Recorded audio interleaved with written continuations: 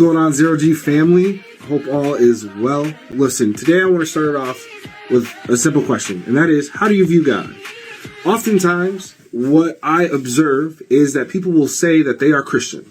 And yeah, you know, they rock with Jesus. They think he's a great teacher.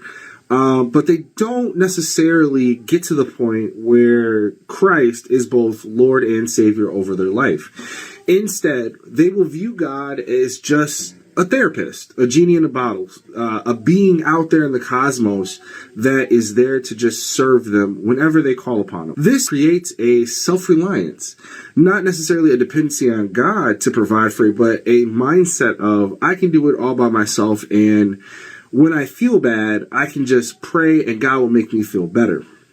Now, we've actually seen this play out in a gentleman by the name of Kanye West.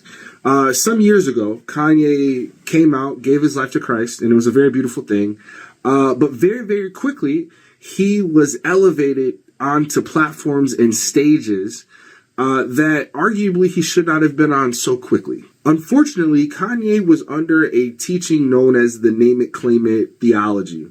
And that is pretty much a teaching that basically says, if you name it, God will let you claim it, kind of thing. It's very similar to manifesting, which is demonic. Don't do that.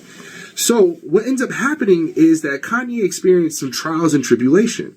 And because his perspective of God was that of a genie, when he prayed and God didn't come through the way that Kanye felt he should have came through, he decided that he was going to make things happen himself. I have my issues with Jesus. There's a lot of stuff I went through that I prayed and I didn't see Jesus show up. So I had to put my experience in this world, my experience with my children, my experience with other people, my experience with my account, my experience with my brand, and my experience with the level of music that I was dealing with in my own hands. He basically comes out and says that he is God and that he made things happen for himself once he realized that God was not doing the things that he prayed, and now he is not a part of the Christian faith. Having that perspective of God, of just simply being like a genie in a bottle or just some therapist out there in the cosmos that you can call upon, does not set you up to have the right expectations. And it's not really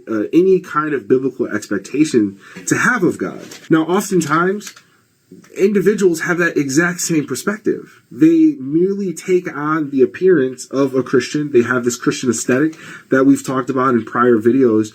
And they'll say that, hey, I love God. I'm a Christian. You know, I go to church and I do Christian things.